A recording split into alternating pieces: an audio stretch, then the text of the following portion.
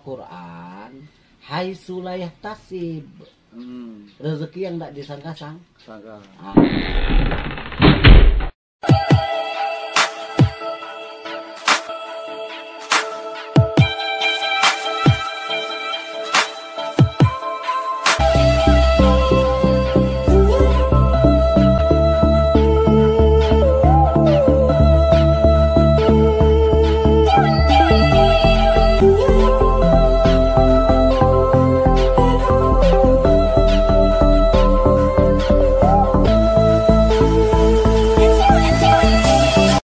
Assalamualaikum, apa kabar Buya? Waalaikumsalam warahmatullahi wabarakatuh.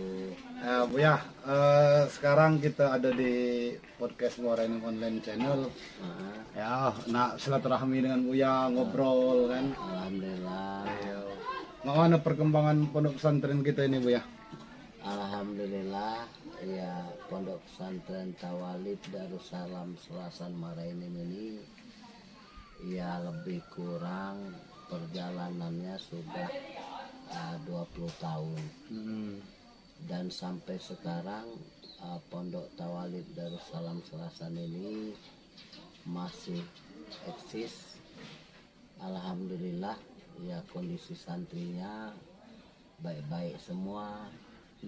Dan alhamdulillah juga ya di zaman Covid ini terhindar dari Covid ini. Alhamdulillah.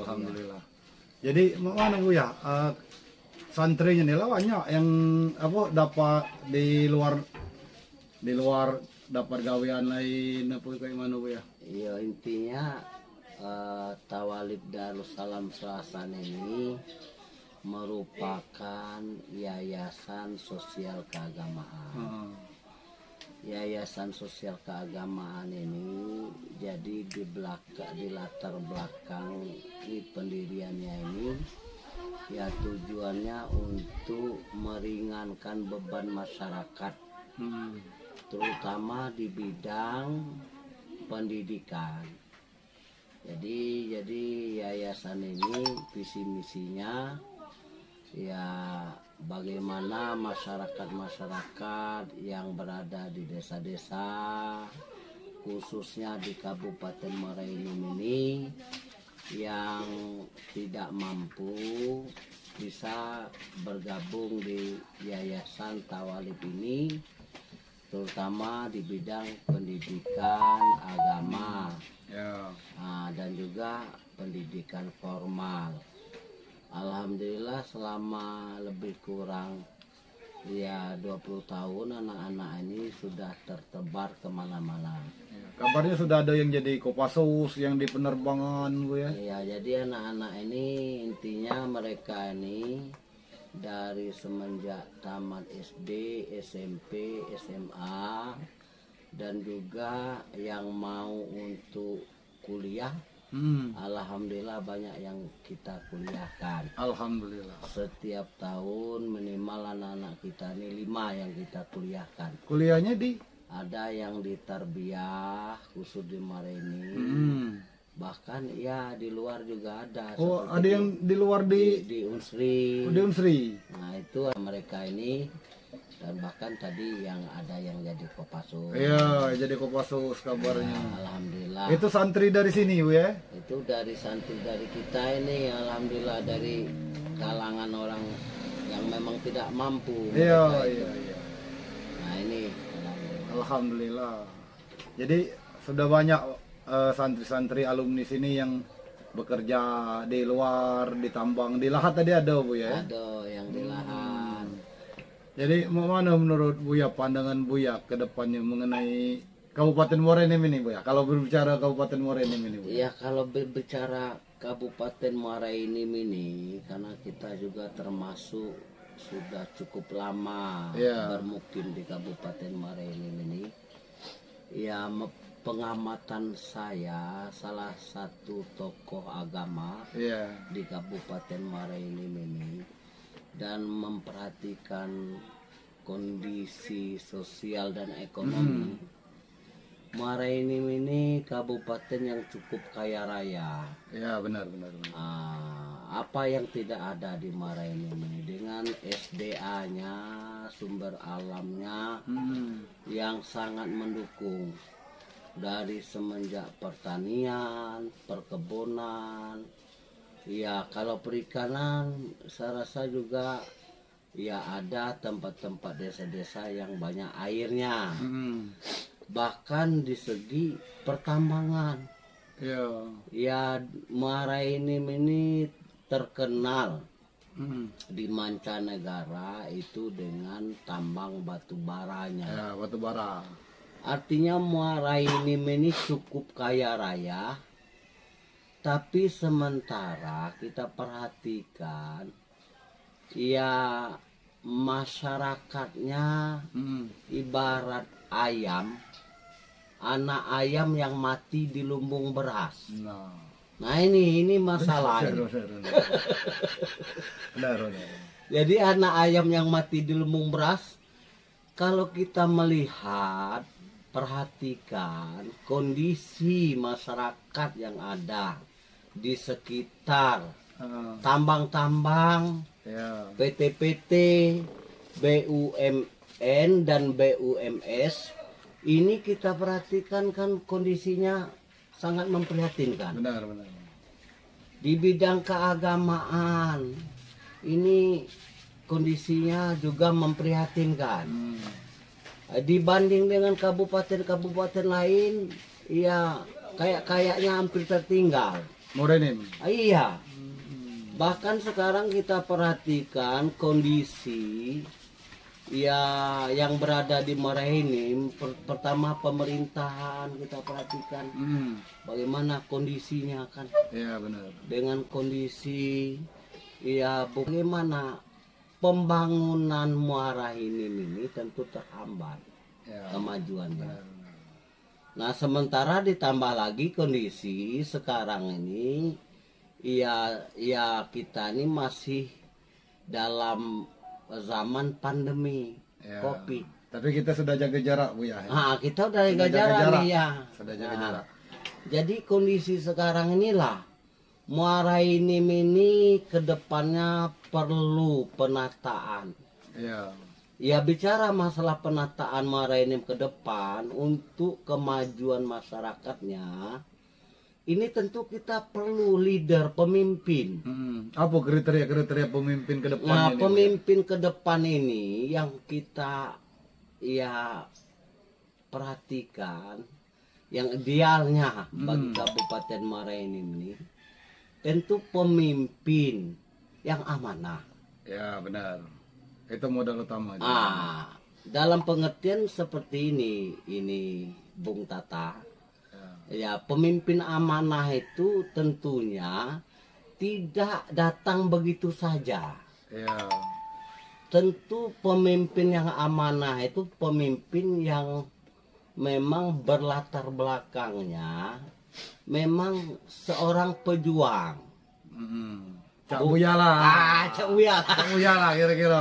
Seperti itu. Ya, kira-kira. Mungkin kalau seperti Buya kan itu bisa-bisanya Bung Tata. Jadi dia itu memang ada nilai-nilai pejuang. Benar. Sosok pemimpin yang dilahirkan memang dari bawah. Yang dia mengerti kondisi masyarakat yang berada di Kabupaten Marainim ini. Nah, jadi artinya pemimpin itu yang pertama dia punya konsep. Kalau dia punya konsep, tentu dia sebagai konseptor. Kalau pemimpin tidak punya konsep, apa jadinya Kabupaten Marainim ini? Benar. Di bidang agama nggak ada konsepnya. Di bidang pendidikan jauh. Di bidang ekonomi apalagi. Mak mano sekarang petani-petani kita lanjerit galau. Nah ini kenapa? Ya karena pemimpin tidak punya konsep, jadi tidak tahu arahnya. Ya arahnya pembangunan Kabupaten Marainim ini kemana. Nah kemudian ini punya konsep. Yang kedua pemimpin itu yang kita nanti di Kabupaten Marainim, dia sebagai ya orator. Konsep orator itu harus bisa. Jadi dia sebagai penggerak. Jadi pemimpin itu kalau konsep baik di atas kertas. Ya, benar. Nunjuk-nunjuk baik apa dia gawe pemimpin dia itu. Harus jadi orator. Dia sebagai orator. Jadi dia menggerakkan roda pembangunan dari segala sektor dan bidang. Nah, pemimpin ini tentunya pemimpin yang bukan sekedar berdasi loh, Bung Data. Benar. Artinya dia siap bersepatu yang licin, siap juga bersendal jepit, dan siap berceker. Benar. Ini harapan masyarakat ini yang saya suarakan ini. Yang ketiga, pemimpin itu ibaratnya sebagai motivator, konseptor, orator, motivator. Jadi bisa memotivasi. Dia bisa memberi motivasi. Sehingga masyarakat ini ya dia punya kekuatan. Ya, benar. Ada yang memotivasi untuk maju. Di bidang pendidikan ada motivatornya. Di bidang ekonomi ada motivatornya. Nah, tiga-tiga ini selama ini belum ada di Kabupaten Muara Enim. Ya, jadi ya sebenarnya sekarang ini yang mau memimpin Muara Enim ini ya masyarakat harus cerdas. Jangan terulang lagi ya hal-hal yang sudah terjadi. Sekarang dijadikan kejadian-kejadian yang terjadi di Kabupaten Muara Enim ini yang berhubungan dengan pemimpin. Ini sebenarnya pelajaran yang berharga. Benar. Tentunya pemimpin yang benar-benar yang lahir dari Kabupaten Muara Enim ini yang benar-benar menjadi kebanggaan masyarakat. Ini ya satu kuncinya, Bung Tata. Pemimpin-pemimpin seperti ini banyak bahasa orang Sekayu itu dek sueksen. Katesen tidak terpilih. Iya, tidak terpilih. Benar. Nah, kalau masih caranya ya pemilu kada. Kalau ujung-ujungnya manipiro, nah ini tidak dapat pemimpin yang bagus. Jadi budaya money politik itu harus dihilangkan dari masyarakat. Nah, kalau money politik ini ya masyarakat tidak sadar, ini yang terjadi. Ya, benar. Akhirnya gimana? Ya, kalau bahasanya itu musibah. Maka kita ucapkan innalillahi wa inna ilaihi raji'un. Iya, bukan musibah mati aja. Nah, jadi krisis kepemimpinan ini terjadi di Kabupaten Muara Enim ini. Nah, perlu Bung Tata ketahui sampai sekarang ya mungkin ya tanpa terasa pemilu kada ini tidak lama lagi. Ya, lama dekat. Hari-hari, tahun-tahun berganti. 2024 kabarnya pemilu kada. Sampai sekarang kita tengok kanan kiri depan belakang kayaknya siapa yang mau memimpin Kabupaten Muara Enim ini? Kira-kira siapa lah menurut pandangan Buya yang bakal muncul ke depannya? Apa dari golongan muda, dari golongan yang sudah senior, atau dari luar? Kita sebenarnya golongan muda, tua, tidak ada masalah. Iya, benar. Masalah di luar, di dalam nggak ada masalah. Cuman yang jadi ya pemikiran kita semua ini yang mau jadi bupati ini banyak. Ya, banyak yang galak jadi bupati. Siapa yang tidak mau? Kenapa?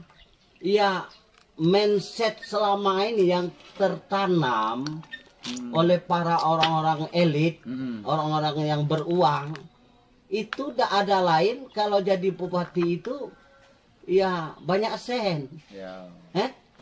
Segalanya bisa. Yang masih ada kekuasaan. Ada wilayah. Ada kekuasaan sudah. Nah, cuman yang jadi permasalahan bagi kita ini, yang kita harapkan ini sosok yang akan memimpin ini memang ya dia mengutamakan kepentingan masyarakat. Benar. Baik dari kepentingan dirinya sendiri. Ini kan susah. Nah, orang-orang seperti ini susah untuk jadi. Ya, mana masih money politik tadi. Iya, saya jujur. Ini Buya dulu calon kan? Saya jujur, Bung Tata, cukup panjang perjalanannya. Ya enggak? Nah, namun ya kita perhatikan kan ternyata ya yang jadi itu kan yang banyak duit. Benar.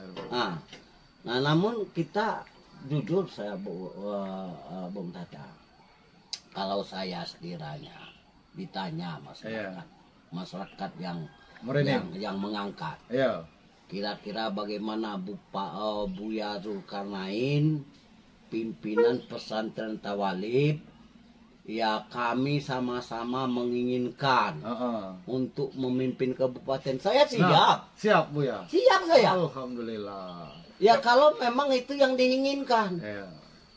Nah tapi permasalahannya kan masyarakat kadang-kadang sebagian besar ya ingin mencari itu tadi. Ya, budaya-budaya lama tadi. Nah mudah-mudahan kita harapkan bersama-sama ya mudah-mudahan masyarakat ini semakin cerdas. Amin. Dalam hal memilih pemimpin Kabupaten Muara Enim ini.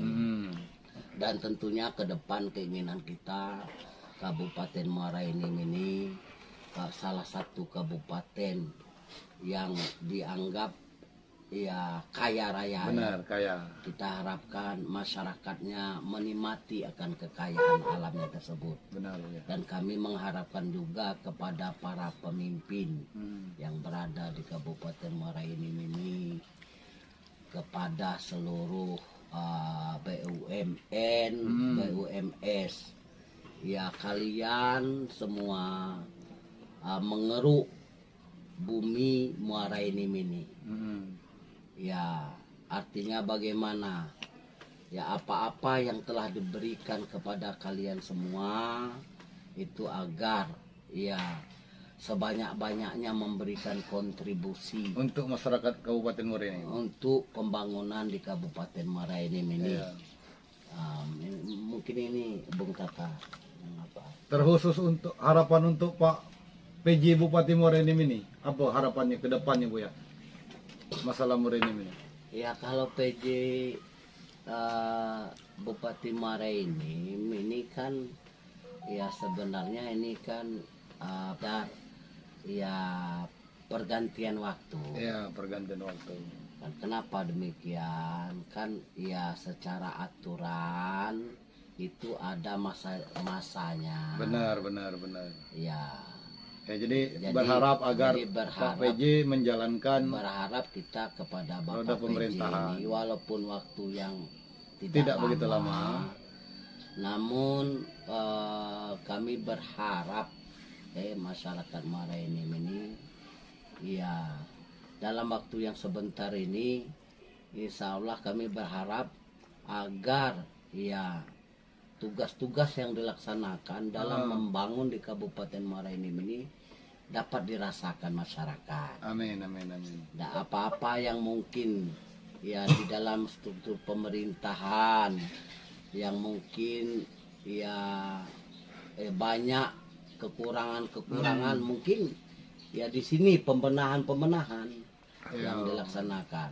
Mesti dibenahin. Insya Allah nanti kan ya Bapak PJ ini ya ketika tidak memimpin di Muara Enim sebagai PJ, Allah mungkin memberikan apa kan dengan keikhlasan. Iya benar. Ya di Muara Enim memimpin dengan apa namanya itu kesungguh-sungguhan.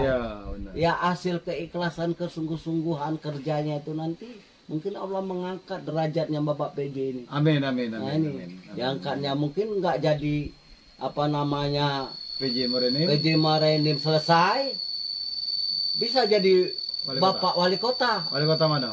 Wali Kota Palembang. Iya bisa jadi. Sehingga kita kan bisa bertemu kembali. Benar. Terus meningkatkan silaturahim. Meningkatkan silaturahim. Berbuat yang lebih banyak lagi untuk kepentingan bangsa dan negara, masyarakat khususnya. Jadi kalau ini. Kembali ke masalah pondok pesantren Bu ya. Sekarang ini pondok kita ini sudah ada berapa santrinya Bu ya? Iya, kita masalahnya kalau masalah santri kita kan nggak pernah Bung Tata kita apa promosi. Ya mereka ini kan ya datang ya sendiri kan begitu kan, selama ini kita nggak pernah mencari santri. Ya kita juga membatasi karena dia pendidikan sosial kan, artinya ya kita tidak profit. Kalau profit kan artinya dia gimana caranya kan, harus dapat untung. Nah, kita ini pendidikan sosial. Keuntungan bagi kita ketika anak ini berhasil, bukan keuntungan materi. Nah jadi untuk santri kita batasi per tahun itu paling banyak orang 60, SMP-nya 30, SMA-nya 30. Oh iya sudah ada SMP sama SMA di Tawalib ini Bu. Sudah, alhamdulillah sekolah kita formalnya sudah ada. Alhamdulillah. SMP SMA-nya alhamdulillah setiap tahun itu kita dapat satu lokal. Alhamdulillah. Dari pemerintah untuk santrinya. Oh, untuk santrinya. Ya dapat kita berharap lokal juga kepada Bapak Bupati baik PJ sekarang kan. Ya benar. Ya sebenarnya kami ini masih kekurangan sarana. Jadi gedung untuk belajar kita ini masih kurang. Akhirnya kan sekolahnya yang SMA sore. Gedung kita baru ada 5 lokal kan. Nah kalau Bapak Bupati ini ya sudah berjanji juga sih. Sudah pernah kita belum kesini Pak PJ Bupati? Ya belum. Nah itu mungkin Pak PJ Bupati mungkin suatu saat bisa berkunjung ke Pondok Pesantren Tawalib ini Bu. Sudah tempo hari sudah berjanji. Mudah-mudahan akan memberi 2 lokal. Amin. Ya insya Allah dikabulkan Allah. Amin. Apa ini ya. Jadi sumber dana pondok ini kan udah ngambil dari santri ya. Iya. Mungkin yang seikhlasnya santri ya. Jadi sumber dana utamanya itu kayak mana Bu ya? Ya artinya selama 20 tahun ya berjalan apa adanya. Jadi masalah dana itu ya kalau saya menyebutnya itu rezeki goib. Rezeki goib. Iya. Jadi kata orang gimana Bu ya makan budak, rezeki goib itu. Rezeki goib. Jadi urusan makan anak-anak kebutuhannya itu urusannya Allah. Benar. Kerja kita nerima santri. Cuman kerja yang memberi makan itu kerja Allah. Yang jelas setiap ada makhluk itu diberi rezeki. Bagaimana caranya? Ya tradisinya rezeki itu kalau dalam Al-Quran haitsu la yahtasib. Rezeki yang tidak disangka-sangka. Jadi ada-ada aja. Alhamdulillah. Di samping ada teman-teman kita kan yang sering bantu. Iya, rekan kita ada, terkadang ada dari Pemda juga. Ibu-ibu apa Dharma Wanita, ada yang bak beras, ada yang bak pakaian layak pakai, ada juga dari PTBA-nya. Tahun sekali apa dia bak beras. Nah ini rezeki itu kan iya caranya itu rezeki itu goib saya mengatakannya. Itu ayam tidak bertelur itu jadi bertelur kan. Iya kan gitu kan.